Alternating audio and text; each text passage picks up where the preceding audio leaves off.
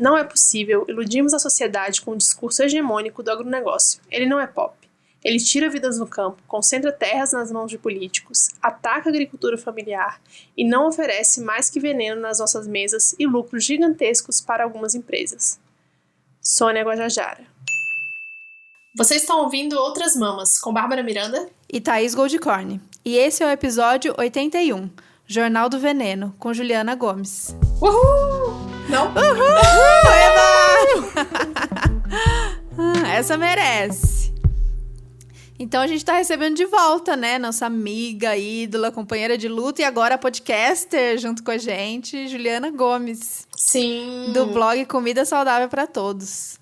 Blog, né? Que coisa vintage, né? A gente fala blog, mas existem blogueiras ainda. E blogueiras não daquele tipo que a gente não gosta, que é cancelada porque faz festinha. Existem blogueiras incríveis, como a Sandra Papacapim. Ai, Juliana meu Deus! Gomes mantém o blog lá.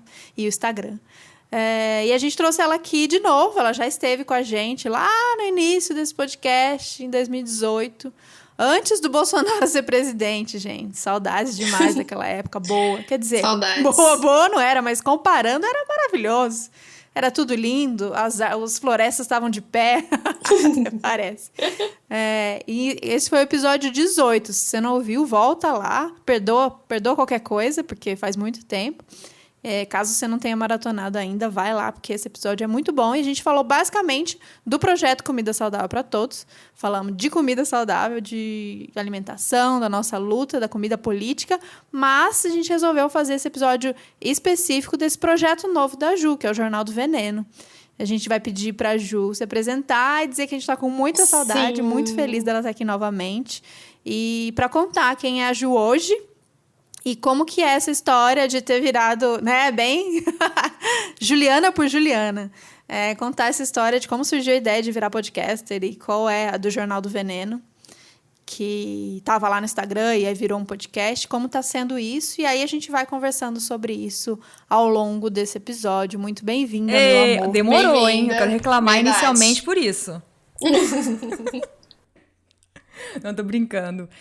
Nossa, eu poderia falar sobre quem sou eu hoje em dia, depois do último podcast e do podcast novo, do último programa, né? E do meu podcast, por 15 horas. Mas eu vou tentar resumir, né? Eu agora tenho já 2 anos quase de veganismo. E parece que são 100. É impressionante, assim, como me sinto muito feliz com essa decisão tão importante e tal. Eu acho que eu sou uma Juliana bem mais politizada, né? Menos afobada, assim, com as militâncias, menos com altas expectativas, querendo atender as pessoas nas redes sociais, né, querendo fazer com que eu seja perfeita, maravilhosa, enfim, né, que não consegue mais viver, só trabalha, estuda, e tem sempre dados fresquinhos, né. Eu tô nesse processo agora de entender Juliana militante, jornalista e com saúde mental em dia, né. Que eu acho que é muito importante. E não tenho ainda uma resposta pronta. Estou nesse processo de aprender ainda a conciliar essas coisas. O Jornal do Veneno, ele foi surgindo nesse processo, né, de politização e tal. Por quê? Porque eu achava que só fazer receita ou falar sobre produto, indústria e tal, não era o suficiente para me fazer feliz. E também acho que as pessoas me cobravam outras coisas. Eu falava, às vezes, né, de notícia no Instagram e via que ninguém entendia nada. Porque a gente pode jogar um monte de aba e notícia no Instagram e outras redes sociais. A galera vai olhar a manchete ou vai ler e não vai entender nada. Tem que ter contexto. São assuntos, quando a gente fala de agronegócio, que são muito polêmicos, são complexos, né? Então eu pensei, vou explicar para as pessoas, então, essas notícias que estão bombando agora no governo Bolsonaro, principalmente. Só que eu acho que o Instagram ou o blog não são boas redes para isso, né? É difícil aprofundar e tal. Eu pensei em criar um podcast, que tá na moda e afins, é fácil de fazer. Eu detesto gravar vídeo. Tem que produzir, me arrumar, eu fico super insegura. A gente sempre fala isso aqui. Vem com a gente pro mundo do podcast. A gente quer incentivar cada vez mais mulheres, especialmente as mulheres que estão aí na luta, militantes, a fazer podcast. Então fala com a gente, porque esse negócio de se maquiar pra vídeo, pensar em enquadramento... Não, gente! Pelo amor de Deus. Admiro demais isso quem faz, né? Mas, é muito nossa, anos 2000 isso. Gente, podcast, a gente grava de pijama. Eu já gravei de pijama já. Bebendo cerveja, comendo pipoca. É isso. Então, assim, é muito divertido. E aí surgiu. E também o podcast, o Jornal do Veneno, né? E aí a minha ideia também é conseguir abarcar um público que tem preconceito com blogueirinha, sabe? Que vê ali o perfil que alguém indicou no Instagram ou vê o blog e fala, é mais uma blogueirinha que não entende nada, o que ela tá falando e tal. Então eu queria acessar essas pessoas de movimento social, grupo de agroecologia, e aí o podcast chega nessas pessoas, né? Porque são assuntos mais sérios. E eu tô do lado deles também, né? Nunca quis ser imparcial, tanto que o nome chama Jornal do Veneno. Não tem como duvidar que tem uma posição política muito clara. E é isso. Expliquei direito, será? Explicou. Não falou assim, não falou da vida, como ela tá se sentindo. Como que tá aí na crise. Dos gatos, da vida, da plantação. Uma assim, pastral, né, Thaís? A gente já sabe. Por sinal, Ju também fez aniversário agora há pouco, né? Temos mais um aniversariante de julho aqui. Sim, mais uma canceriana. As cancerianas vão dominar. As cancerianas vão dominar o mundo, já avisei isso. Mas a gente não vai dominar, né? A gente não quer hierarquia. A gente vai dominar que é pra distribuir amor por aí. Essa é a nossa ditadura do amor, entendeu? Menina, mas na pandemia, com o agronegócio e tal, o Bolsonaro, eu tô zero amor. Eu quero só botar fogo em tudo. A gente falou sobre isso, inclusive, com a Nádia. É difícil pra Eu canceriana assumir. Tô nessa de que não tem que localizar essa raiva, esse ódio aí. Pra mim é uma coisa que eu tenho que trabalhar na terapia. Mas é isso, eu acho que a gente continua no segredo do amor. Com a gente, com os bichos, com a natureza. E que essa energia da gente defender esse amor entre a gente taca fogo no Bolsonaro. É meio por aí.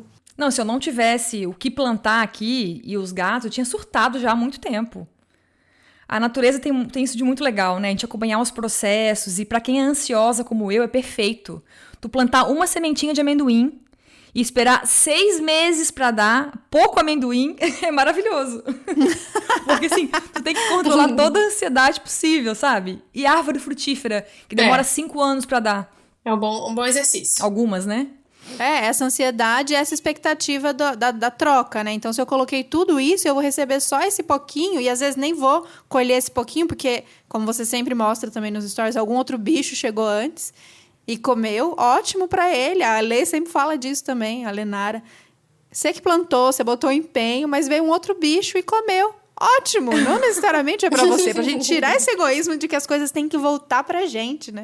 Não Sim. é por aí, é plantar ensina muito sobre isso. Eu tenho aprendido. É do eu mundo, não, né? Não tenho toda essa horta aí bonita da Ju, mas eu tenho aqui meus vasinhos na sacada que já me ajudam demais com isso. Quando tudo morre, quando um tipo de reação que você não estava esperando, né? Uma folha amarelada, uma coisa esquisita que acontece, que eu não chamo mais nem de praga, nem de bicho, porque são coisas que acontecem. Você tem que lidar com essa frustração, começar de novo, é meio por aí. Sim, mas vamos então para a pauta do dia, que é o agronegócio. Vamos. Ou o quanto a gente vai falar mal dele hoje. Vamos começar então para desmistificando o maior mito que tem nesse Brasil inteiro, que a Globo tá ajudando a promover aí, que dizer que o agro é pop, e dizer que o agronegócio é o motor da economia brasileira, e sem ele a gente vai todo mundo morrer de fome, porque é o que alimenta o brasileiro no dia a dia. Ai, eu não aguento mais, gente, falar nisso.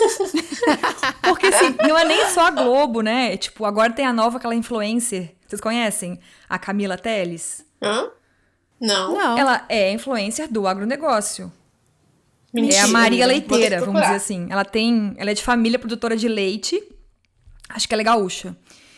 E ela tá em todos os eventos do Ministério da Agricultura, tá com o presidente, com a ministra do Veneno, tá em todos os congressos e tal. É a típica boiadeira, sabe? Bota, jaqueta de couro, churrasqueira e produtora de leite. E ela pega, tipo, vídeo de Bela Gil e tal, e bota o vídeo nas redes sociais, explica ponto a ponto o que tá errado. E ela tem muita grana, né? Óbvio que ela é financiada pelo agronegócio. Então, Gente. Eles têm até influencer agora, gente. São outros tempos. Chocada. Não tinha ideia, menina. E é difícil, porque o movimento contrário não tem como ter influencer, né? Pago, no caso. Tem como ter a gente fazendo propaganda do pequeno produtor ali, gratuitamente. Mas quem que é a gente perto da Globo, né? Uhum. Exato. Sim. Então, acho que antes de falar, de a gente desfazer esses mitos do agronegócio, é bom a gente lembrar por que existem esses mitos, né? Porque tem muito dinheiro envolvido. A grana que eles gastam com marketing de todos os tipos seja com essa influencer no Instagram, né? Propaganda na hora da novela da Globo, seja em notícias de jornal, sem estar embaixo o patrocínio. É muito comum aqui nos jornais locais ter matéria assim, tipo, carne de porco reduz colesterol, sabe?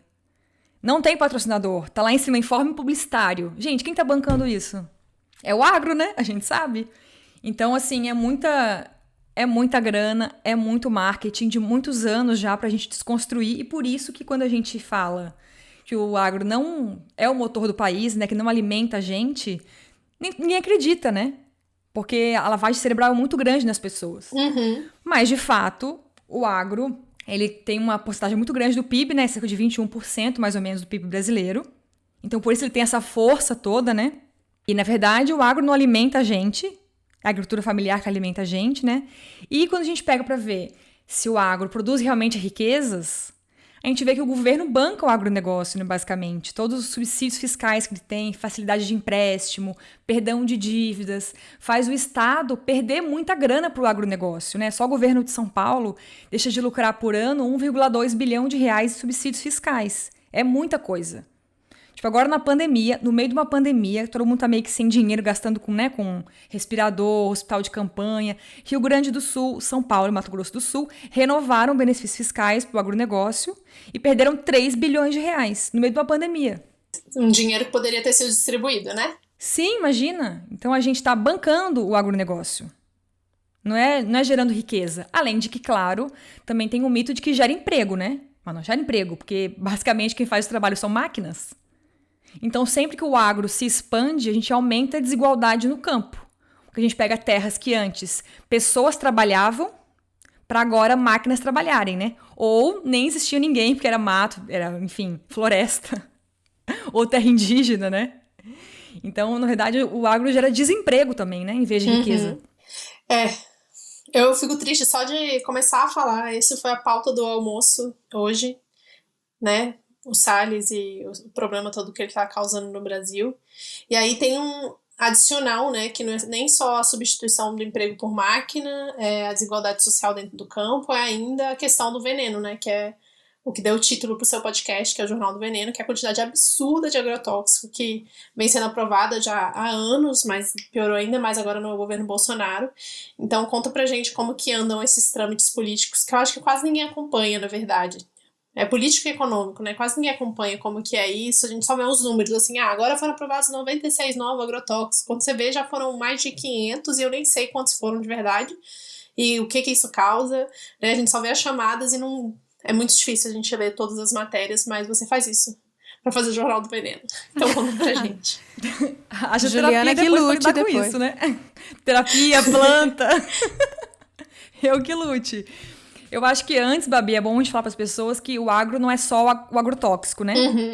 Quando a gente fala de agronegócio, envolve muita coisa. A produção e uso de agrotóxicos é uma coisinha desse sistema todo, né? Quando a gente fala agronegócio, é esse sistema de produção industrial da agricultura e da pecuária. Então, isso envolve plantar coisas para exportação, como soja, milho, cana-de-açúcar, café, laranja, muitas commodities. A criação de bichos, né? Também para exportar, basicamente. E nisso tudo também tem um mercado de agrotóxico, fora a questão do maquinário e tudo mais. E também depois tem a indústria de alimentos, né? Tipo a Cargill, por exemplo, é uma das gigantes do agronegócio, a maior do mundo. E eles não produzem nada, eles basicamente compram e depois revendem. É muito doido. Então é um mercado muito grande. Aí, dos agrotóxicos, as novidades que a gente tem desse ano é que desde o governo Bolsonaro, não só desse ano, né, a gente teve quase 600 agrotóxicos aprovados, só que eles não são novos, todos novos, né?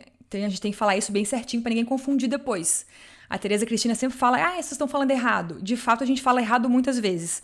Não são sempre novos agrotóxicos, são novas aprovações.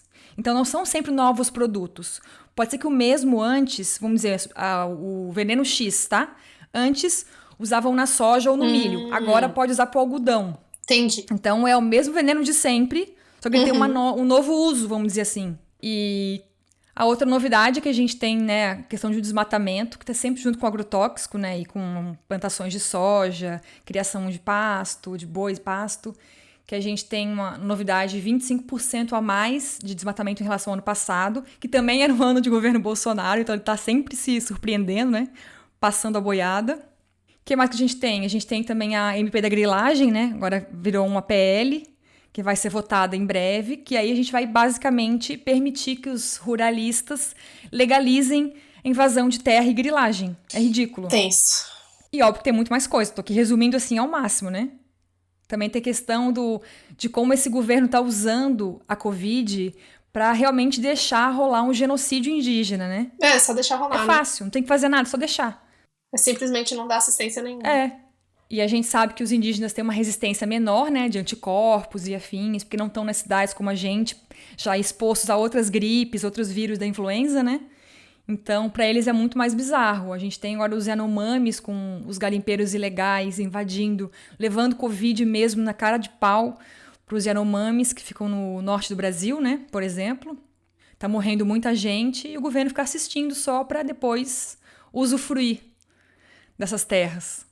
Mas é claro que fora isso também tem muita coisa boa, né? A gente também não pode esquecer que nessa pandemia a agricultura familiar, eu acho que apesar de estar, com muito perrengue de distribuição de alimentos e tal, tá muito forte nessa relação com o consumidor, né? Eu vejo isso também, que eu acho que uma coisa bem legal da pandemia, não é uma coisa legal da pandemia, mas eu acho que é uma mudança que tá rolando, que as pessoas estão mais preocupadas com a origem do seu alimento, né? Em geral. Nem todo mundo, mas tá rolando esse movimento de ver da onde eu compro, de achar alguém que vende uma cesta agroecológica na minha cidade, ou alguma cesta com produtos da agricultura familiar, né, para ajudar essas famílias campesinas. Além de, claro, ter muitos movimentos sociais que estão doando alimentos loucamente, articulando, né, como o Movimento Sem Terra. Isso é muito legal, assim. Como desmistifica essa cara de terrorista, né, de radical. E MST nunca decepciona, né? Eu tava vendo logo que começou essa campanha de doação de alimentos, saiu matéria na Globo, mas saiu dizendo: grupo se reúne para doar alimentos. É muito cara de pau, né? Então, primeiro eles constroem toda essa imagem do vilão, e na hora de falar o que de fato eles fazem, o que eles estão fazendo, eles simplesmente omite. Não vão falar que é MST, não. Vão falar que um grupo X está fazendo a doação de alimentos. Eu lembrei na hora que você estava contando sobre essa liberação dos novos ou não tão novos agrotóxicos pelo governo Bolsonaro, que tem um projeto da agência pública que acho legal vocês acompanharem pelo Twitter, que é o Robotox. É um bot que ele avisa todas as vezes que o governo Bolsonaro... A gente dá risada porque já passou do aceitável, já passou do... Sabe assim, aquela distopia, aquelas séries que a gente assistia.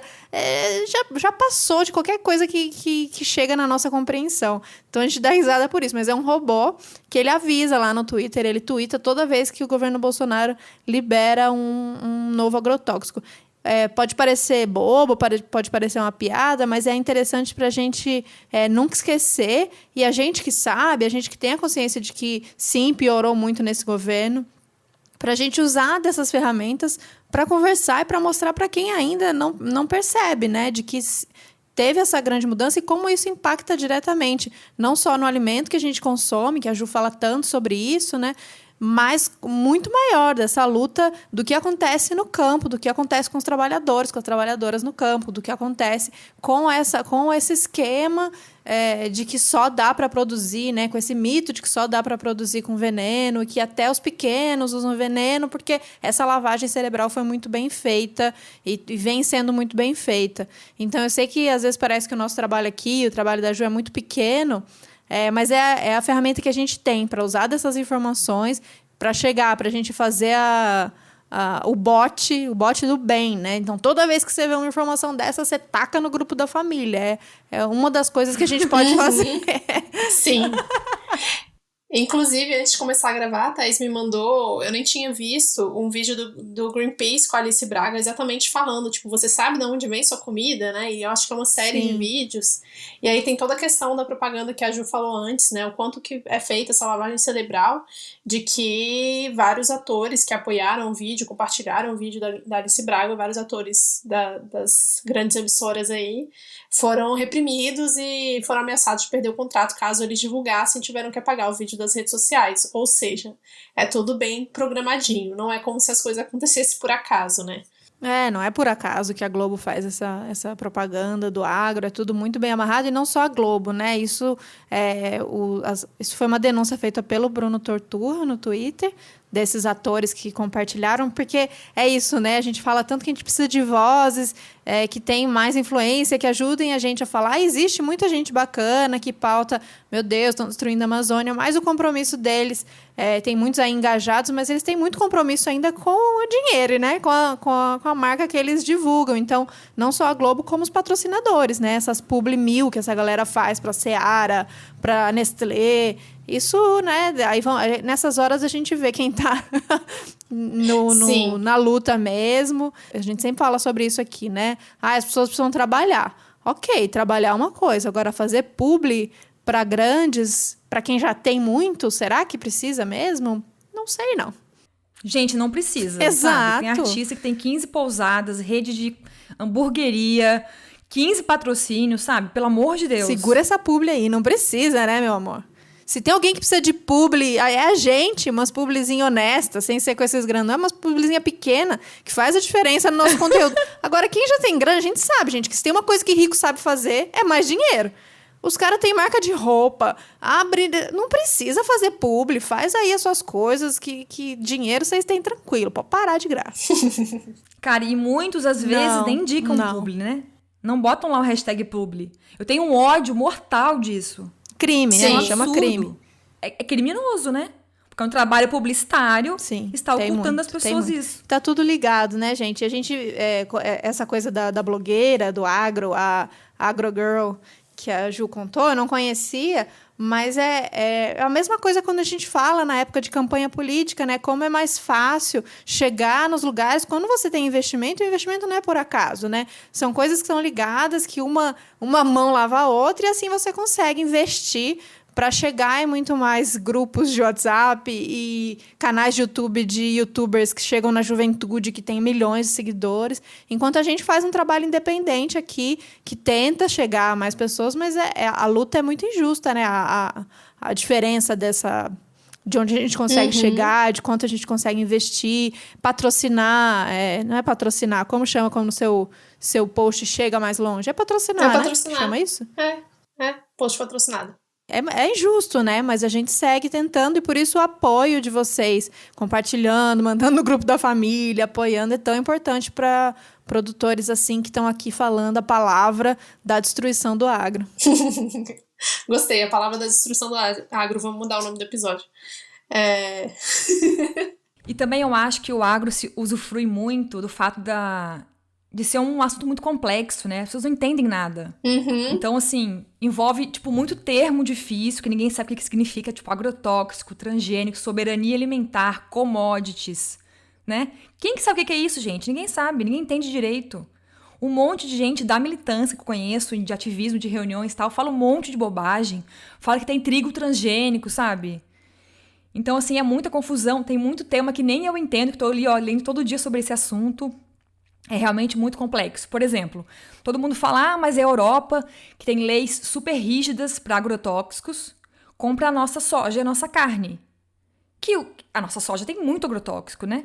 Onde mais o Brasil usa veneno para plantar é na soja, que vai para a Europa. Então, como que eles têm leis rígidas e compram a nossa soja envenenada? Não parece estranho? Sim. É meio contraditório, né? Mas é porque lá eles têm leis rígidas para alimentos de consumo humano, para ração animal, não tanto. Mas aí eles consomem eles diretamente, de qualquer forma, né? É isso. Eles consomem diretamente. Então, assim, nada é muito óbvio nesse sistema, entende? Tem muitas questões, muitas contradições, muita politicagem, muito termo, não é simples de entender. E também, assim, por exemplo, as pessoas também acham que só tem veneno nos vegetais, no hortifruti. Nossa, isso me incomoda tanto. Isso é importante a gente falar. E por que tem essa ideia? Porque o Brasil só monitora vegetais. Ah, é? Não existe estudo, amostragem aqui de um leite em pó, de um bife, de um ovo, do miojo. É só de abobrinha, alface. Daí é fácil, né? As pessoas não comem mais fruta, porque tem medo de agrotóxico. Aí come topo de farinha e miojo.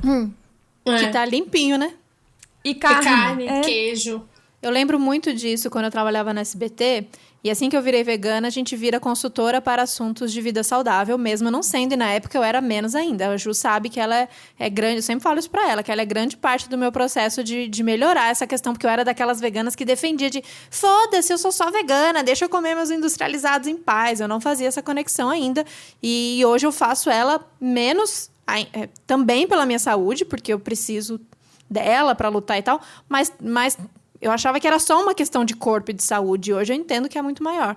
Mas eu lembro que uma menina chegou pra mim do trabalho e falou assim, Thaís, fico vendo a Bela Gil falar esses negócios aí de veneno, de agrotóxico, e aí eu fico numa dúvida. Ao mesmo tempo que ela fala que o alface e as folhas têm agrotóxico, ela fala para não comer industrializados. O que é melhor eu decidir? É melhor eu ficar sem comer os vegetais e comer, então, industrializado? Ou não, mas ela fala que industrializado faz mal, mas aí eu não como um vegetal cheio de agrotóxico. Eu falei, independente, meu amor. Se você comer os industrializados, você acha que eles não têm?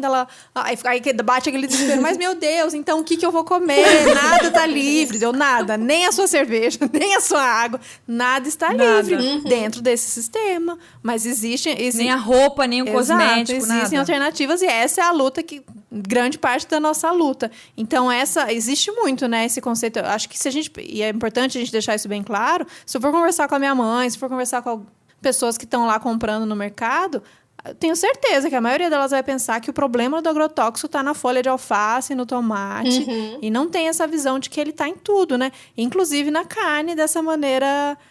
que é isso, o agrotóxico, a maior parte está na soja, que a vaca vai comer a soja e a vaca é o que você come. Então, não tem muito como se livrar se está dentro desse sistema do agro, né? E aí a gente pensa, né? Por que não tem esse monitoramento nas coisas de origem animal? Super interesse, né? Me corrija se eu estiver errado, mas é bioacumulador, né? O agrotóxico, ele vai acumulando. Isso.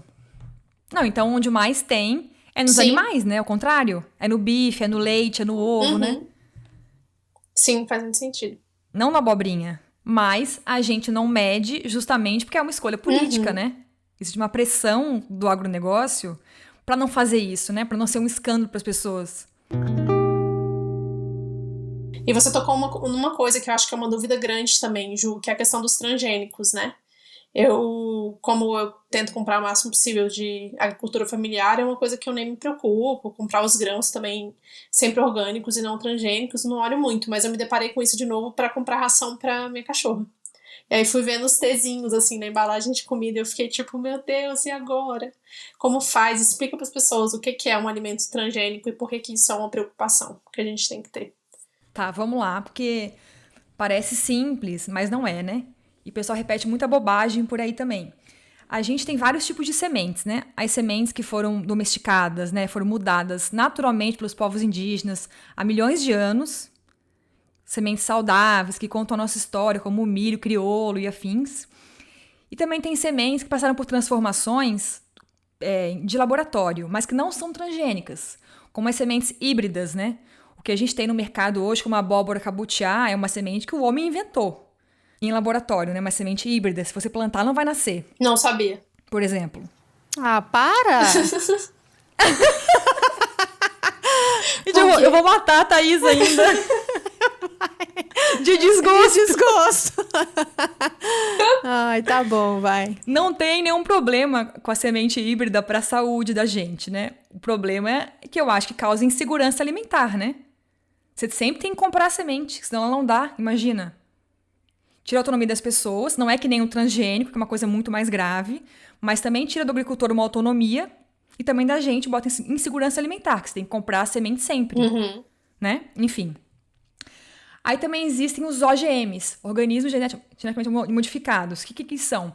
São quando a gente mexe no genoma, na parte genética das sementes e tal, mas você bota lá alguma coisa da mesma espécie, alguma alteração. O transgênicos é quando a gente pega uma semente, a sua parte genética, e coloca algo de outra espécie naquele genoma. Então, por exemplo, na soja do milho, a gente bota um vírus ou uma bactéria para ficarem mais resistentes aos venenos.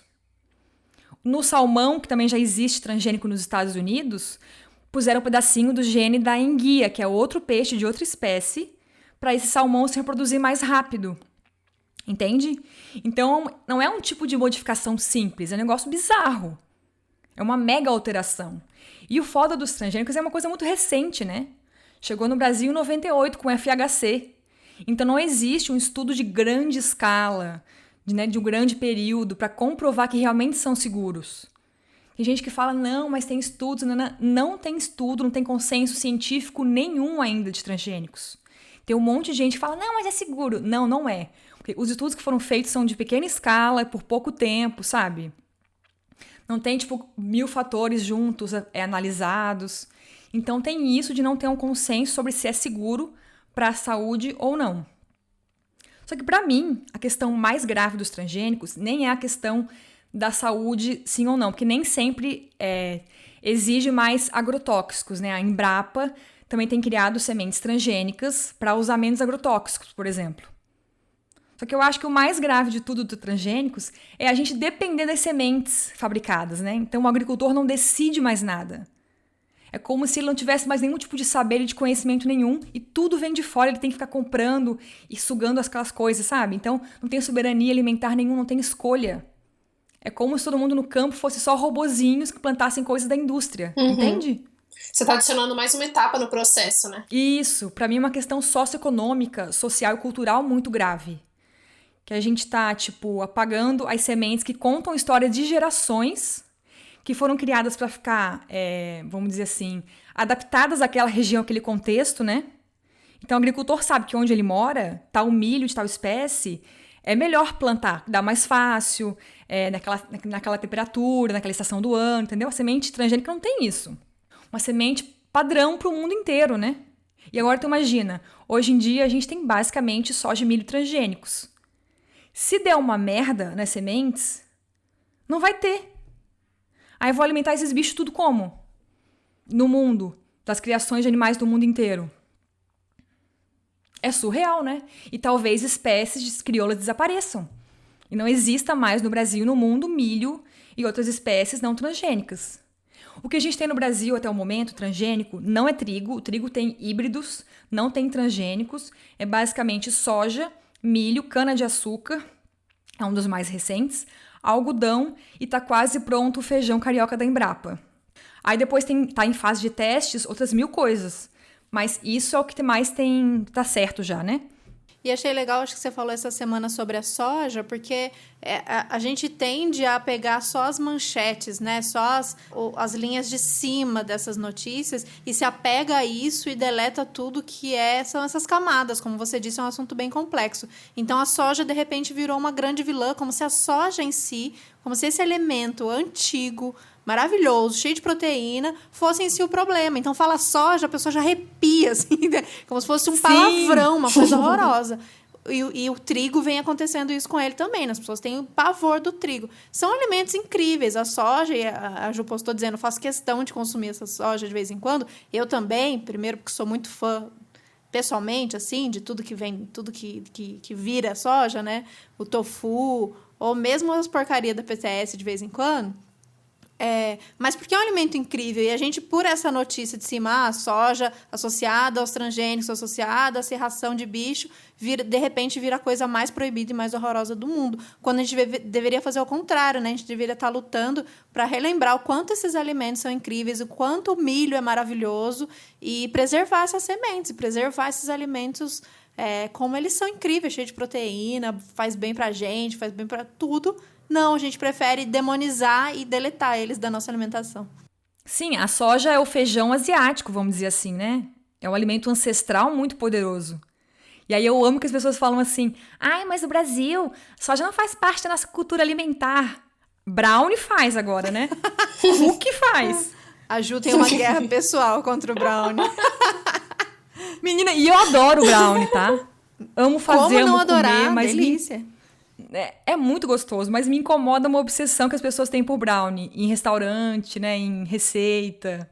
Eu acho cafona, confesso. A Ju, ela acabou tanto com a minha vida que a minha cultura de doce, eu sempre fui muito crítica. Eu falava isso alto em público, na presença das pessoas, que doce que não tinha leite condensado não era doce.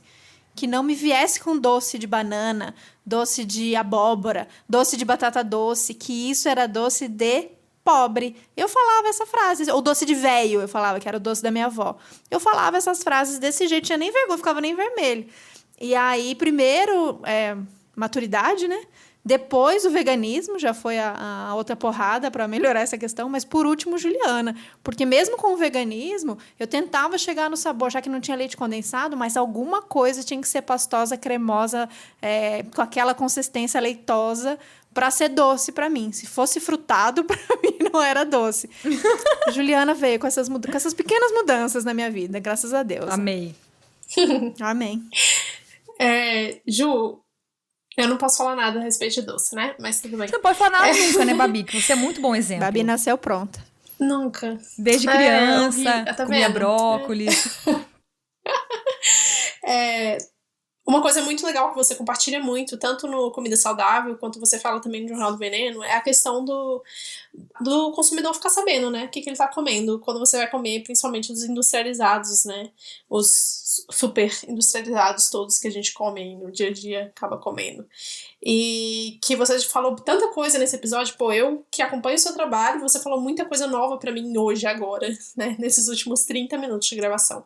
E você fala dessa questão da rotulagem, você tá trabalhando junto com o IDEC, que é quem promove essa questão da rotulagem correta, né? Pra avisar para as pessoas, isso aqui é transgênico, isso aqui tem excesso de sal, isso aqui tem excesso de gordura. E eu já tinha visto... Você não tava comigo, tá? Nesse dia, nessa palestra que a gente foi? Qual era? Era exatamente um coletivo de mães que se juntaram pra pedir pra ter a rotulagem certinha nas coisas. Não. Não? Acho que foi o Vitor que tava comigo nesse dia. Também trabalhando junto com o IDEC pra colocar a rotulagem certinha nos produtos industrializados. Porque é isso, né? Eu lembro da minha mãe comprar aquele suco de pozinho pra eu levar pra escola, até ela descobrir que fazia muito mal. Como ela chegou nessa informação, eu não sei.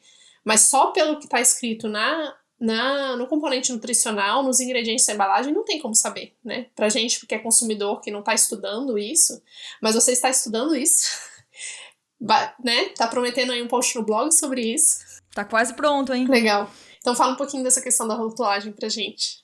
Menina, isso aí é um vespeiro. É bizarro, assim. Que ninguém que trabalha com isso sabe tudo, pra começar. Tanta brecha que é possível, né, e tal. É bizarro, assim, como a legislação permite que a indústria deite role pelas brechinhas. Por exemplo, já vou entrar na rotulagem, mas para a indústria chamar aquele pão ou aquele bolo de caseiro, natural, integral, não tem algo que regulamente isso. É à vontade. Agora, tu imagina, tu vai lá ler no rótulo, num pão, tem 8 linhas de ingredientes, 450 mil conservantes, sequestrantes de farinha, e aí tá lá caseiro na frente. É ridículo, sabe? Agora, esse trabalho do IDEC é uma campanha que eles estudaram junto com a UFPR, que é Federal do Paraná, a universidade, né? E chegaram num modelo de rotulagem que é o mais, vamos dizer assim, eficaz para informar as pessoas e evitar que elas comprem aqueles produtos ou comprem com consciência, que é um triângulo pretinho, igualzinho como o Chile usa, que ficaria bem na frente do alimento, né? Então, nesse momento, a Anvisa está estudando um novo modelo de rotulagem no Brasil. Só que até o momento a Anvisa tem um próprio modelo, que é sugerido por ela mesma, que é o modelo de lupa, que seriam lupinhas mais de boinha de alerta. Que muitos países do mundo já falaram que isso não era eficiente o suficiente. Tá muito longe de ser um alerta. É meio que uma informação a mais, sabe? Melhor que nada, com certeza. Só que esse do Chile, que também é usado no Uruguai, no Peru e agora no México, realmente tem dados de mudança, assim, que é impressionante, como reduzir o consumo de refrigerante e de doces absurdamente, em poucos anos, assim. Imagina, não tem como, gente, você vai comprar o negócio ali preto, grande, na capa do produto. Uhum. No mínimo, tu vai pensar bem, né? Agora, quem tem filho pequeno, óbvio que vai levar isso muito em conta. Sim. Vai ficar meio que assustado. E também acho que é bom pra gente que é vegano, pra comparar os produtos, sabe? A gente acha que às vezes tá uma marca agora que é vegana, que mudou grande coisa, né? Mas é o mesmo produto de sempre, só sem as coisas de origem animal, muitas vezes. Então os alertas vão continuar lá, mesmo se forem veganos. Agora também tem essa moda aí, né, de danoninho vegetal, leitinho vegetal e afins. É a mesma bosta de sempre, só com leite de amêndoas agora. E aí a gente vê um monte dos influencers veganas divulgando isso como uma conquista, né? Como uma vitória do nosso movimento. A gente deveria ter uma revolução. vergonha disso, uma revolução. A revolução do Danoninho. Vê se pode um negócio desse. Tá tudo muito errado. Você falou de refrigerante, eu lembrei, mandei até pra Babi uma matéria do Joio e do Trigo, sobre a questão dos impactos negativos da extração do Guaraná pela Ambev, pela Coca. Eu fiquei mal. Gente, é foda. Eu fico imaginando a mente da Juliana. Realmente, essa menina, vocês apoiem ela para ela poder pagar bastante acupuntura, terapia, porque é pesado demais. Em meia hora, eu fiquei assim para baixo. É muito pesado. O Guaraná, gente, é um alimento ancestral, indígena maravilhoso. Toda uma cultura em cima dele, de ritual e tal. E aí, a Ambev e a Coca-Cola, vocês não têm nada. Eu vou colocar a matéria no Medium, vocês acompanham pra vocês ficarem mal junto comigo. E aí, muitas vezes, a gente falando disso, né, dos veganos, que quando esse veganismo não está atrelado a uma luta política, social, você pensa, bom, refrigerante não tem nada de origem animal, vou me acabar aqui. Uma coisa, a gente não está falando de novo, né? Tem que falar toda vez isso. Não é o julgamento do consumo de vez em quando individual, mas é para a gente pensar que nossa luta não pode fechar os olhos para isso, sabe?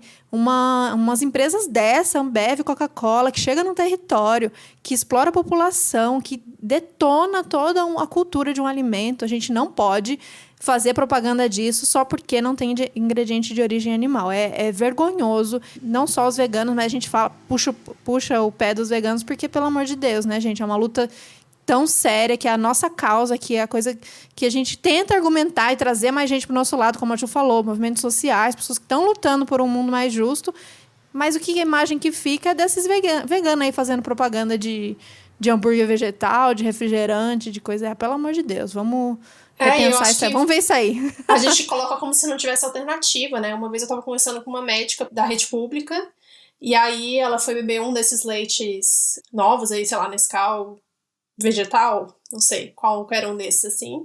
Aí ela perguntou se eu tomava, eu falei que não, por vários motivos. Mas ela falou, cara, sabe o que é pior? É que meus pacientes só comem coisa industrializada.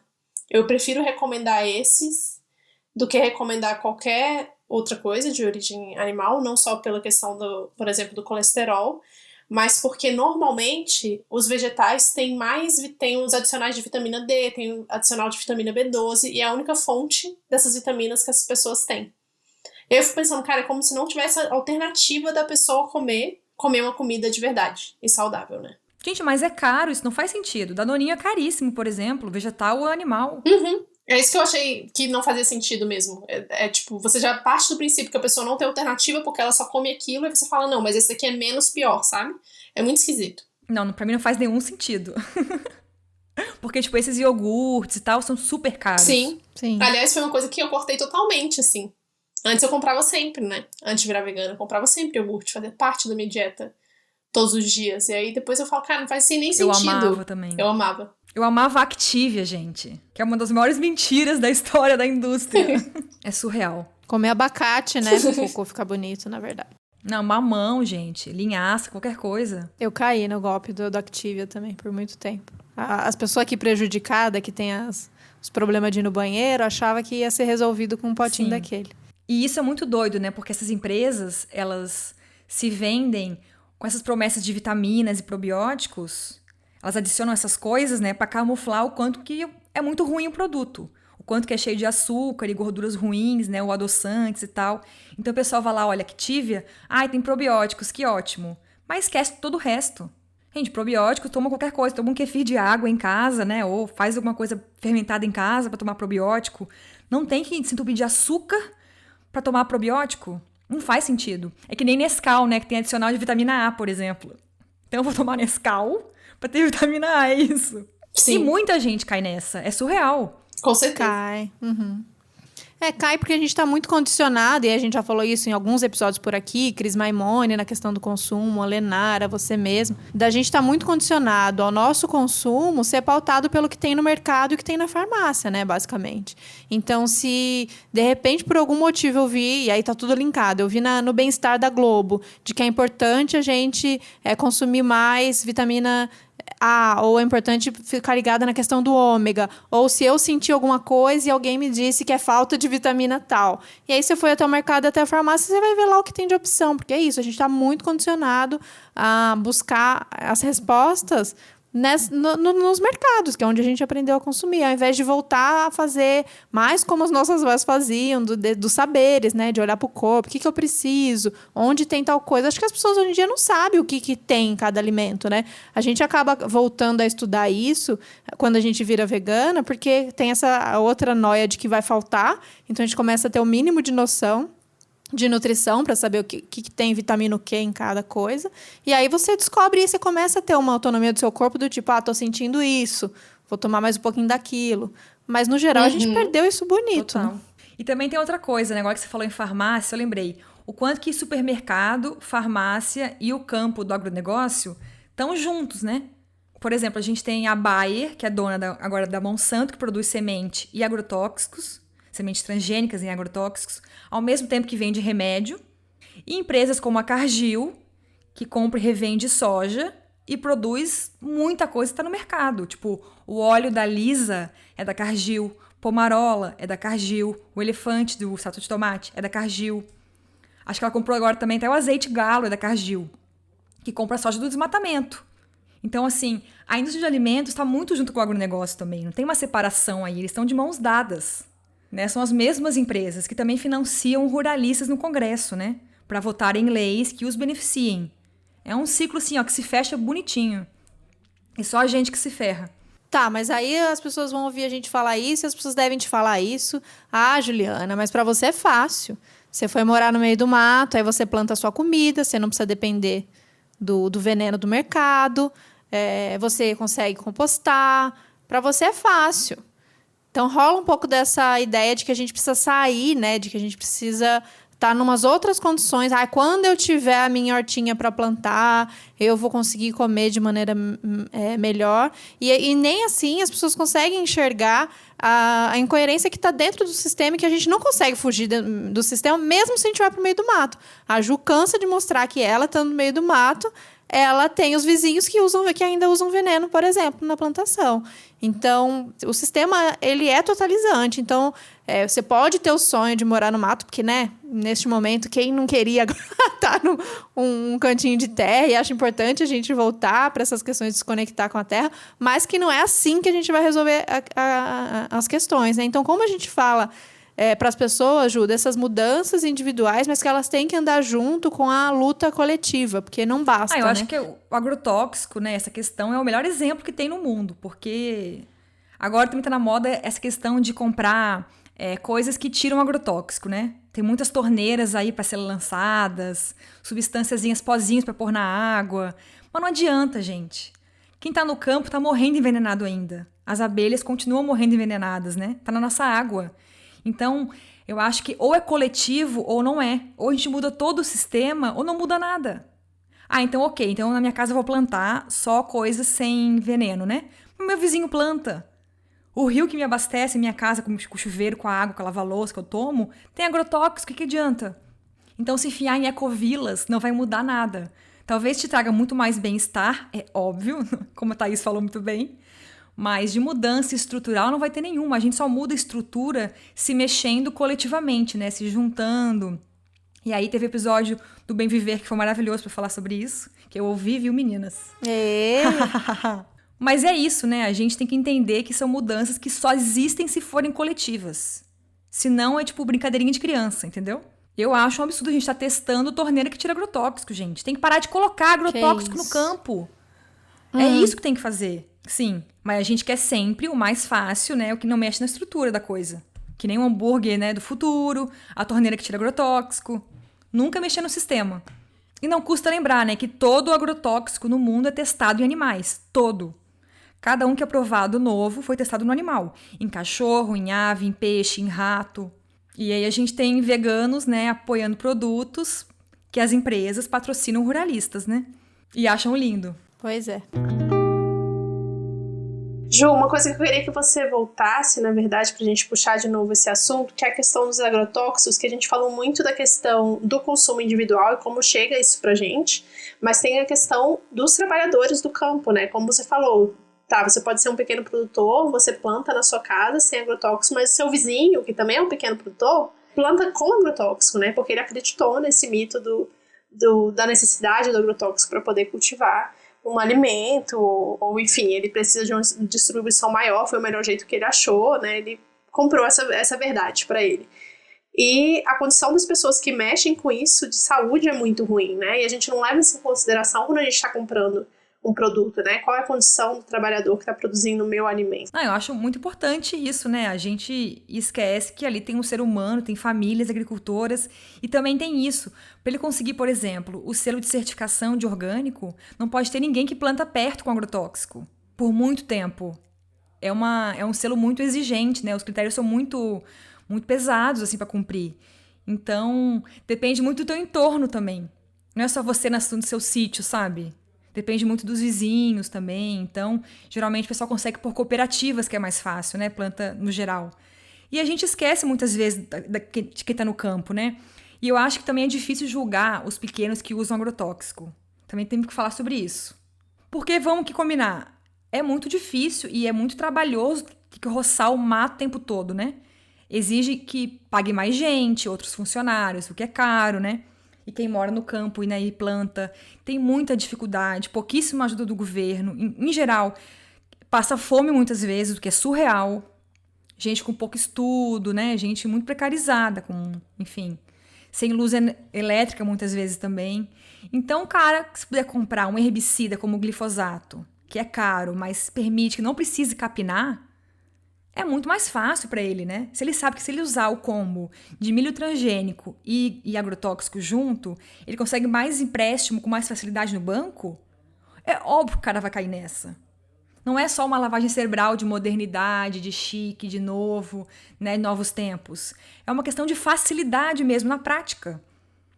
É por isso que a galera cai nessa. E também a gente tem que pensar no modelo de transição, né? Para tirar eles desse modelo convencional e ajudar a levar para o orgânico, por exemplo, o agroecológico, né? Eles têm que ter ajuda para isso. E pode ver, hoje em dia, muita gente que é produtor agroecológico foi convencional um dia e mudou por questão de saúde. Porque alguém se intoxicou, alguém morreu, alguém quase morreu. É impressionante. Os meus aqui no redor, todos sofreram com isso. Algum familiar quase morreu intoxicado e aí levou um baque.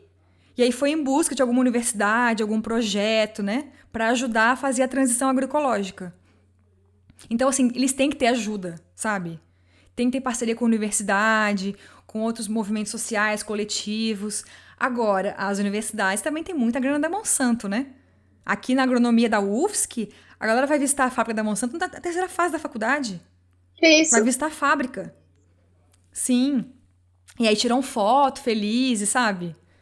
E aí querem fazer trainee. Não tem trainee na comunicação, no Estadão, na Folha? Uhum. Também tem na Monsanto. Então eles sonham em se formar e fazer já o trainee da Monsanto. Pra sair com um emprego garantido, né? Que loucura. Chocada. Tá tudo amarrado, né, gente? Sim, então as universidades também são muitas vezes muito pró-ruralistas, né? Agronomia, Sim, cara. Quem delas. fala de agroecologia na agronomia hoje em dia é, assim, guerreiro brasileiro, entendeu? A gente tem que abraçar e beijar essas pessoas. Porque eles são Beijo, pode mandar direct. eles são muito resistentes. Pode escrever, pode estar escrevendo para outras mamas, @ Vou fazer um e-mail só da Thaís, outras mãos. Não, bota no assunto. Especial pra Thaís. Nudes A gente agroecológicos, Thaís. Nudes agroecológicos. Gostei. Esse projeto eu gostei. Ai, gente. E essas faculdades, elas, maioria delas, né, formam essas pessoas para trabalhar nesse sistema, né? Então, seja veterinária, zootecnia, agronomia, ela tá formando esses profissionais para continuar nesse sistema que já existe desse jeito. Então, realmente, a gente ainda pensa, quando o Bolsonaro falava da balbúrdia e tal, das universidades, nós da Faculdade de Humanas que acho que ainda tem essa resistência forte da luta social, política, né? As públicas, pelo menos. Mas acho que nessas áreas mais relacionadas, eu não sei nem o que é isso, biológicas e exatas? Acho Técnica, que nem tanto, né? Não, eu acho que é mais técnica, né? É porque também pensa assim, se não tem dinheiro do governo para as universidades, quem que vai patrocinar as pesquisas, né? É quem tem dinheiro, As assim. grandes empresas, pois é. Então é meio contraditório, mas é meio complicado, assim, lidar com isso, né? E aí eu acho que puxa muito também para a condição de trabalho dentro dos frigoríficos, né? Que toda vez que vem alguém falar de consumo de carne para mim e argumentar alguma coisa a favor do consumo de carne, porque é necessário, porque não sei o que lá, eu puxo para a questão social, tá? Você se preocupa com as pessoas? Porque a produção de carne é que mais escraviza pessoas no Brasil, tem mais situações análogas à escravidão no país, né? E aí como é que fica a condição tanto física quanto psicológica dessas pessoas que trabalham em frigorífico, né? Tem até uma pesquisadora canadense que trabalha nos Estados Unidos e no Canadá, e a gente já falou aqui dela, que agora eu esqueci o nome, mas que ela faz essa pesquisa de aumento de violência doméstica em cidades que têm frigoríficos e abatedouros. Exatamente por conta disso. São pessoas que estão trabalhando ali todo o dia inteiro, matando os animais, que estão propensas a pegar muito mais doenças, muito mais viroses e espalhar isso por aí. E chegam em casa depois de um dia inteiro violentando outros animais e tem que lidar com a família, enfim, com todo o estresse de uma vida fora do ambiente de trabalho que já é totalmente horrível, né? Eu também faço que nem você, Babi. Eu falo pra todo mundo que a gente tem que ir além dos animais, assim, né? Onde tem um animal explorado, tem um ser humano junto, gente, sempre. É impressionante. E eu acho que é um ótimo exemplo os frigoríficos mesmo. Porque é isso, não vejo nenhum trabalho CLT no Brasil pior do que isso. Tanto que nos Estados Unidos é o pior salário hora do país inteiro, é os frigoríficos. E quem trabalha lá sempre são imigrantes, refugiados, latinos, africanos. É só gente ferrada. A maioria é ilegal, inclusive. A maioria é ilegal. Vamos pensar aqui, tipo, é um frigorífico. É uma geladeira.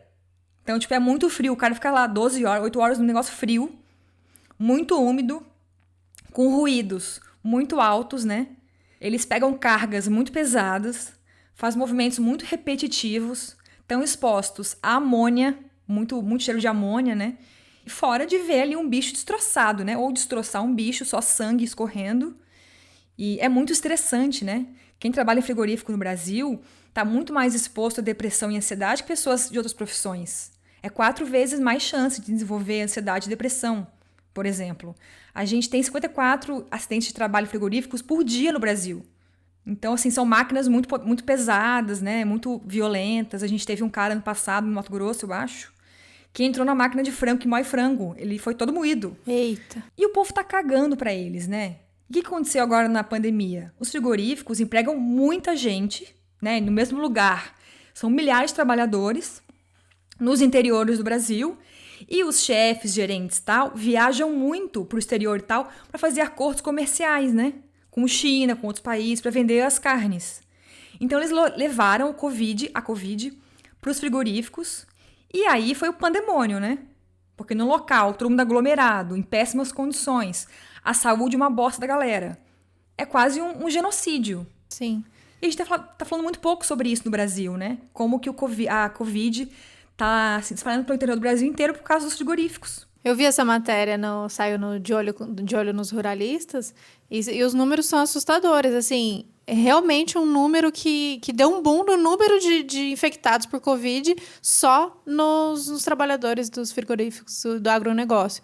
Então, só esses trabalhadores podem ter chegado a 400 mil infectados aqui no Brasil. É muita gente, é muita gente. E não é por acaso, né?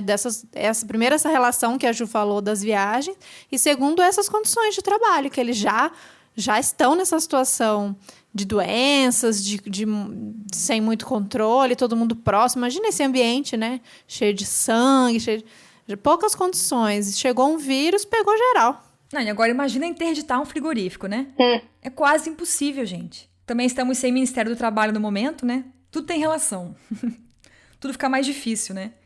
Então, interditar é muito difícil. E aí as empresas fazem acordos judiciais com o Ministério Público e tal, e não fazem nada. Teve frigorífico e nem teste a empresa pagou de Covid.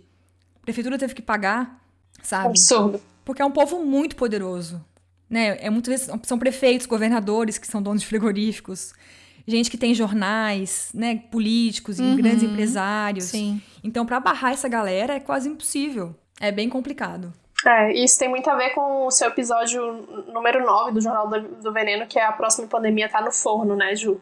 que você fala exatamente Sim. de como que está totalmente ligado o consumo de produtos de origem animal com as próximas pandemias que os cientistas já estão falando que que o Covid vai ser fichinha perto das próximas, assim. A gente está só ensaiando para as próximas pandemias se a gente continuar nesse ritmo que a gente está de consumo de produtos de origem animal e destruição da natureza, né? A Covid veio até tarde, né? Se a gente pensar que a criação de animais em escala industrial veio no pós-Segunda Guerra, faz muito tempo. Então a gente teve já HIV, ebola, gripe suína, gripe aviária, todas decorrentes de criação de animais. E a gente fala muito pouco sobre isso, né? Agora, mas nenhuma dessa escala da Covid, né? Que foi tão rápida, transmitida, que realmente fechou as pessoas em casa. Mas realmente, assim, até o Átila falou uma vez naquele podcast, Nerdcast, que ele acha que do salmão vai sair alguma treta de doença muito em breve. Porque não existe nenhum animal no mundo que o ser humano modificou tanto. Porque o salmão, a gente usa até hormônio para mudar de sexo, né? Porque o macho reproduz mais rápido que a fêmea. Então só tem salmão macho nos criadouros. E como é um animal que não se encontra, é um animal que naturalmente vive um longe do outro. Só para reproduzir que eles se encontram. Então eles estão juntos o tempo todo, o mesmo sexo, tomando muitos antibióticos, que surgem muitas doenças, né? E comendo soja transgênica. Então o Átila falou que ele acha que vem muitas doenças dos salmões em breve. Agora, a gente geralmente... Como é que surge uma pandemia, né? Geralmente vem do animal selvagem, como a suspeita do Covid, né? De um morcego, por exemplo. Mas ele não passa para um ser humano diretamente. Tem que passar para um animal que a gente chama de intermediário. Que no caso pode ser o porco, uma galinha. Mas o porco, ele tem mais semelhança com a gente, com o nosso sistema digestivo. Então, na verdade, o que acontece? O vírus no animal selvagem passa por porco, por exemplo, né? Que é um intermediário. No porco, sofre mutações e aí passa para o ser humano. Rolou a Covid assim. A gente tem muitas doenças no mundo, como a MERS, como várias influências, que são super fatais, só que ainda estão na fase do intermediário, né? Não passam para o ser humano diretamente. Ou de humano para humano. Só quem teve contato com o bicho. Por exemplo, essa semana a Fiocruz, aqui no Brasil, até divulgou um alerta falando que surgiu um novo influenza numa criação de porcos do Paraná, que não existe no momento no mundo ainda, um vírus novo, e que uma moça pegou, não morreu, tá super bem e tal, mas não passa para seres humanos entre eles ainda, só de quem teve contato com o animal e com o ser humano, né? Mas mais um alerta de um novo vírus. E a gente, em vez de falar sobre como evitar pandemias, né? Ficamos pensando em buscar remédios, soluções, enfim, sem mudar o nosso jeito de viver no mundo, né? Em 2017, 200 cientistas levaram uma carta para a ONU com o título Produção Industrial de Animais, uma ameaça à saúde global, em 2017. Faz 3 anos. Tem muita gente na academia e no mundo já falando que criar animais em escala industrial é uma coisa apocalíptica. Agora, pensar isso associando ao desmatamento, que aproxima mais animais selvagens das criações, é mais perigoso ainda. A gente não tem uma pandemia em escala global no Brasil surgindo, é sorte até o momento. Porque a gente tem as condições ideais, né? A gente pegar, basicamente, a quantidade de porcos criados no mundo, que são esse animal intermediário para reproduzir e criar novos vírus, é surreal. Por exemplo, a China tem 310 milhões de cabeças de porcos no momento. O Brasil tem, deixa eu ver aqui, 37 milhões. União Europeia, 150 milhões de porcos. Imagina, gente, é muito porco para passar outras doenças, né? E também agora a gente tem uma novidade, que o nosso vizinho, a Argentina, está numa negociação com a China. A China propôs para a Argentina ser o principal parceiro comercial chinesa na criação de porcos. Queria que a Argentina crie basicamente porcos para eles. E hoje os argentinos têm 6 milhões de porcos e aí passariam para 100 milhões. Meu Deus. Tipo, surreal. E esse acordo foi bem numa pandemia, tipo, na cara de pau, né? As pessoas estão vendo que... Poucas estão vendo, mas a gente sabe qual é a relação da pandemia com a questão de animais. E aí agora tem um mega movimento na Argentina contra esse acordo. O povo tá gritando nas redes sociais, fazendo abaixo-assinado. Tá bem legal o movimento, assim. O povo tá acordando realmente. E tá bem legal de acompanhar. E fora tudo isso, também tem os antibióticos que a gente esquece, né? o quanto que nós estamos ficando muito resistentes aos antibióticos. E isso é muito perigoso. Além da gente, claro, tomar muito antibiótico por conta, né? Tipo, o médico hoje em dia, gente, já foram no médico que, tipo, tossiu antibiótico? Uhum. Dor de barriga antibiótico? Tem muitos estudos que associam intolerâncias, alergias alimentares ao uso de antibióticos, né? Tipo, em grande escala, desde novinho. Desde novinha, criança. A gente tem muita gente que hoje, né, não pode comer glúten, lactose, amendoim, castanhas. Talvez por uso de antibiótico desde pequenininho em grande escala. Bizarro. E além disso, nós três não, mas o mundo come muitos animais criados com muito antibiótico. Como eles ficam muito doentes, por condições bizarras de criação, né? Tipo, sem luz, né? Socados, comendo ração e tal, muito estressados, dá-lhe doença. E para não morrerem, dá-lhe antibiótico. Então as pessoas estão comendo antibiótico também e ficando mais resistentes a bactérias. Então também tem cientistas que falam, não, que o mundo um dia, né? Já tá rolando. Vamos ter superbactérias que ninguém vai conseguir combater com antibiótico, porque a gente tá muito resistente já. Então é mais uma consequência da pandemia. Uhum. Só mais Eu fui uma. numa exposição sobre isso uma vez, foi aterrorizante. Ô, gente, vocês prometem, todo mundo que tá ouvindo esse episódio até aqui, que vocês vão abrir uma cerveja, sabe? Assistir uma série levezinha depois, toma um vinho, dá uma relaxada, que tá pesado. Mas essa é a nossa realidade. É importante a gente saber para poder falar as coisas certas, como a Ju disse, que às vezes a gente se embanana aí num monte de informação, é importante a gente ter. Mas segura aí, respira, que tem coisa para fazer. Sim, eu acho que tá bom, a gente pode falar das coisas pra fazer agora, né? Essa Que parte já da foi pandemia bastante puxada, né? Eu sei, é bem assustador. Eu até pensei que pode até mudar o nome do episódio de novo, olha só, terceiro nome pra esse episódio, que é Como Evitar Pandemias com Juliana Gomes. Ousado. Ousado. Ela e o Fica aí Átila, ó. a dica. Junta a Ju e o Átila, pronto. Gente, eu amo o Átila. Só falta ele virar vegano. Amiga, também amo, mas tá puxado, né? Tá puxado, Vamos falar das possíveis soluções, o que a gente como indivíduo pode fazer e o que a gente como coletivo pode fazer, né? Porque individual a gente sabe que a gente tem pouco impacto e nós três aqui a gente já faz tudo dentro do possível na nossa vida. Mas principalmente do coletivo. Nossa, mas pra mudar tudo... Não, vamos escolher... Que responsa, né? Responsa, não. Passa a receita, Juliana. Algumas coisas. Gente, vem aqui pra casa todo mundo, vamos todo mundo fazer uma ecovila. Mentira. Eu topo. Acho que tem vários estágios, né? Eu acho que o primeiro estágio é o da comunicação e informação. Ninguém sabe o que está acontecendo. Então, a gente vive uma guerra de discurso, né? De terra plana até agro é o motor do país. Que a gente tem que desconstruir todo dia um pouquinho, um trabalho de formiguinha mesmo. Então, eu acho que isso é muito importante, né? A guerra de comunicação, de discurso, que a gente tem que travar com as pessoas. Outra coisa é não eleger mais ruralista, né, gente? Já deu. A gente tem quase 300 deles na Câmara de Deputados, 25 no Senado, fora prefeitos, governadores e presidentes. Então, assim, já deu de eleger ruralista. Agora a gente tem eleição esse ano, em novembro, né? Para prefeito e vereadores. Pesquisem em casa se quem você pensa em votar tem algum tipo de relação com o agronegócio. E se tiver, bota a pessoa na parede das redes sociais. Tipo, cobra, fala dos dados da pandemia, de agrotóxico, né? Já deu de votar em ruralista, pelo amor de Deus. E aí, acho que fora isso, a gente se mobilizar politicamente para destruir esse sistema, né, gente? Porque o agronegócio tá ali no alicerce do capitalismo, que é um sistema para gerar lucro apenas, né? É para fazer ninguém viver bem e saudável. Então, a gente tem que realmente construir outro sistema alimentar, outra relação de consumo da gente com quem produz alimentos, né?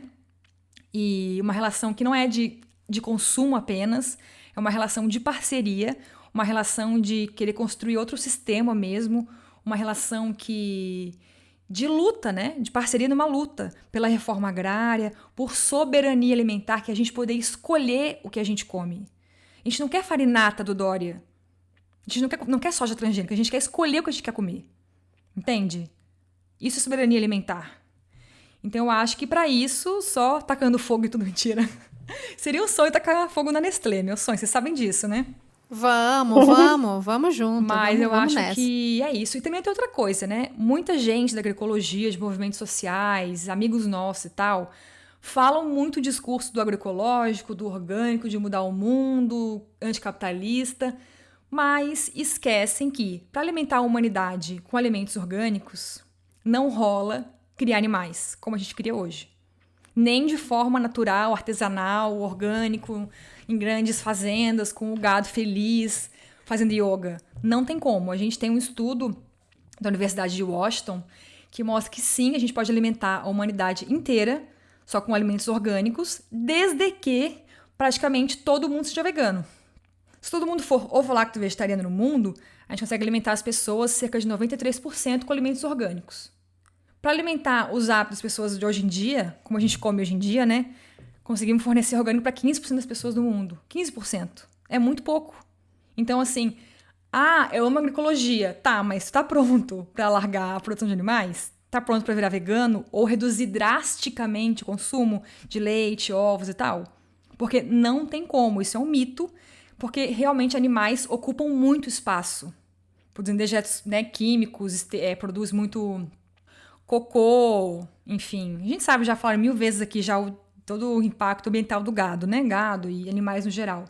Então, não tem como a gente produzir orgânico para todo mundo sem largar drasticamente os bifinhos e omeletezinhos e afins.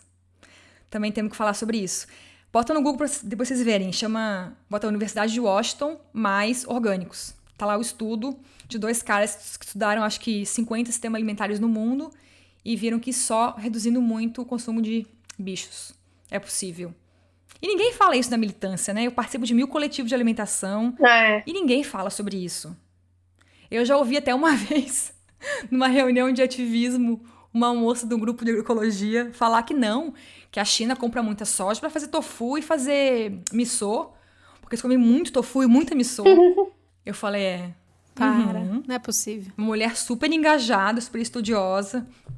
Tem muito desconhecimento, sabe? E tem o que convém também, né? Dependendo da pessoa. Tem uma coisa de manter ali o conforto, manter as suas decisões, de não mudar os seus gostos, sua rotina, ou quando envolve, enfim, grana também. Mas tem muito para não mexer também, né, nessa estrutura e aí pega estudo ou pega argumentos para se justificar pelas suas escolhas. Então é por isso que a gente que é vegano tem que lutar para ficar mais próximo desse povo, né? É isso. Gente, ouçam Juliana Gomes, por favor. Essa é uma das coisas que vocês botem aí na tarefa. Como adiar o fim do mundo, como a Ailton Krenak fala. A gente vai tentando adiar o fim do mundo, ouvindo bastante Juliana Gomes, mas reveza com a cervejinha, que é importante pra gente não pirar. E é isso, se informar. Acho que essa é realmente uma das nossas estratégias para a gente conseguir propor uma alternativa. A gente, primeiro, ter esse grande balde de água fria, essa noção do que de fato está acontecendo. Eu não quero saber porque é pesado demais. É importante a gente saber, a gente conhecendo nosso inimigo, a gente conhecendo todos esses problemas, a gente consegue criar essas possíveis alternativas e cobrar justamente... A gente fala num outro modelo de organização de sociedade, mas o que a gente tem hoje é o Bolsonaro, é o Salles, é a bancada ruralista, é a Monsanto, é a Bayer, é a Nestlé. Então, dentro desse cenário, né, o que a gente consegue se informar para queimar elas com o público e avisar as pessoas dos grandes problemas, cobrar elas publicamente nas redes sociais. É importante a gente estar com esse olhar atento para expor mesmo essas grandes merdas. A gente sabe que as merdas são inúmeras, mas quando acontece uma coisa grande, pública, e que envolvendo coisas do momento, tipo Covid, a gente vai lá e joga no ventilador, que é para todo mundo ficar sabendo mais um pouquinho dos podres, né? Porque podre tem para todo canto dessas empresas e dessas pessoas, né? E não só no Brasil, né? Sim, no mundo todo. A gente também esquece. Mas, tipo, a Europa aí tá bonitinha, civilizada, limpinha, sustentável, comprando a nossa soja, né? O nosso gado. Cadê o boicote europeu aos nossos produtos? Não tem. É também muito bom pra eles, muito confortável pra eles, né? Ficarem com uma faminha de civilizados, comprando da gente. E a gente se fode aqui embaixo, entendeu? A gente, a Argentina, a África. A gente é o grande pasto e o grande lixo. Exato. De tudo isso. Com certeza. Gente, então é isso. A Ju tem um Catarse, que é outro site de financiamento recorrente, igual a gente tem no Apoia-se, ela tem um Catarse. Sim. Então apoia o trabalho de Juliana também. que é muito importante. Ela faz esse trabalho incrível com comida saudável, com o Jornal do Veneno, estuda pra caramba. Hoje em dia só faz isso, né, Ju? Porque é um trabalhão. Ainda precisa de, como a Thaís falou, muita terapia, muita massagem, acupuntura pra poder acompanhar essas notícias todas. Depois no episódio do Bem Viver, né, que foi bem alegre, a gente trouxe esse pesadão, pancadão. Vamos ver o próximo como vai ser. A gente devia ter feito ao contrário, né? Mas vocês já ouviram do Bem Viver, depois de terminar esse, vocês ouvem de novo a Nádia falando. Que é isso, aqui é como as coisas estão acontecendo e lá a gente propõe o que a gente de fato quer construir, né? É isso, gente. Muito obrigada, Ju. Também te ver de novo. E eu sou otimista, tá? Que bom. Precisamos de mais pessoas otimistas no mundo. E vamos nessa. Até a próxima, gente. Valeu, obrigada, gente. Obrigada, Ju. Saudades. Sim. Muito amorzinho. Beijo. Valeu. Beijo.